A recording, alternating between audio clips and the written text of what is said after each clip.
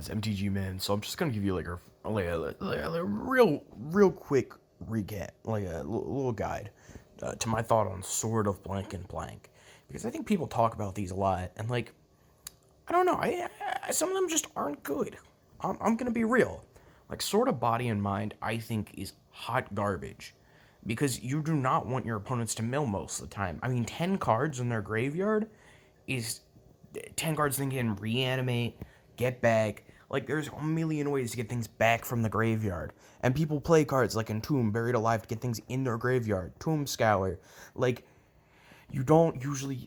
I don't want them to have stuff in their graveyard. Feast and Famine, on the other hand, this is a friend sword. Black and green protects you from a shit ton of removal. I'm sorry, you untap all of your lands, you take like a second turn almost. This is probably the best sword. Fire and Ice. I mean, it's okay. It's like a B tier sword. I mean, you draw. Draw is good. 2 damage to anything. It's like eh. And you gotta remember too, they have to deal combat damage to a player. So it's like, oh, well, I'll shock something and remove it, but you have to have already hit them in order to shock. So like, what's the point? I mean, I guess you can hit another opponent's thing. This card, this is basically a draw two. All right, and you play an additional land. A tier sword. I don't know why it's like $9. A tier sword. Protection red and green does get rid of like a braid and like those kind of removal spells, Beast Within. So it's not terrible. Um, I I draw two. Well, I mean, you can only play them this turn, but like it's still pretty good. Hearth and Home, green white. Um, well, white's good at going wide, so you're getting around their tokens. Green's good at going tall. You're getting around their big boys.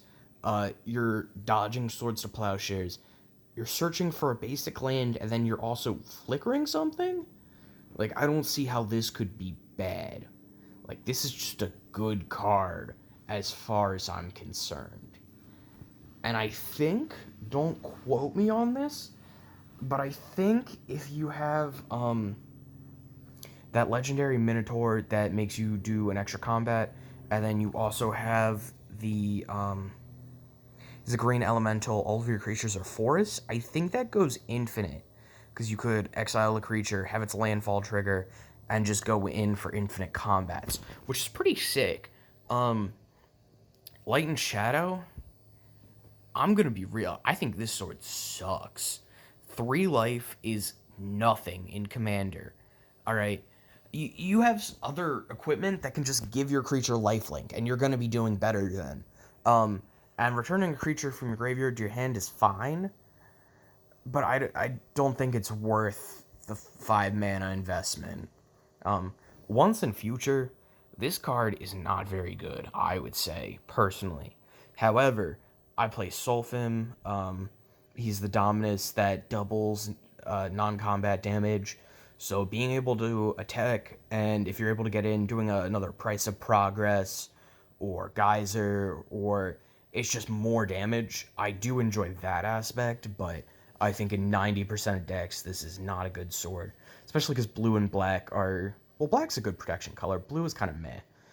Sinew and Steel, destroy up to one target Planeswalker and target artifact. I don't think this is good at all. Like, I'm gonna be real, I think this is garbage. Because if you're getting in, hitting a Planeswalker is cool and all, but it's Commander. Planeswalkers don't survive anyway. And an artifact is fine, but it just doesn't feel like it's worth the investment. Truth and Justice, +1/+1 counter, then Proliferate. Proliferating, I think, is just going to get better and better as counters get better and better. Planeswalkers are going to get better. You know, we got oil counters, which aren't good right now, but eventually might get better. You know, and counters aren't going to leave the game. So I think theoretically this sword could get better, but I'd put it around like a B tier. I think the +1/+1 counter kind of helps, but it's not doing all that much unless you build your deck around that. But like $30 is so much money for it being mediocre. War and Peace deals damage to a player equal to the number of cards in your hand.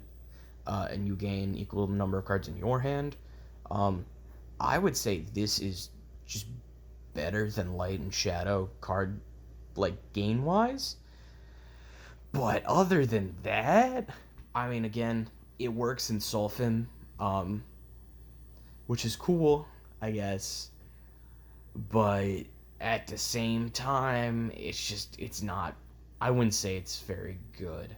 I mean, you're definitely dealing a lot more damage, and I think in Commander, especially, players have more cards in hand. Um, but I just don't think it's worthwhile for getting in the attack. Um, yeah, that's how I'd rank swords. So going through, I'm gonna go like D to F, uh, S, A, A, S, D, C, uh, D, C, and then maybe C. I don't think I have a single B tier on here, but I feel like the swords are kind of polarized because they're either really good or they're just not.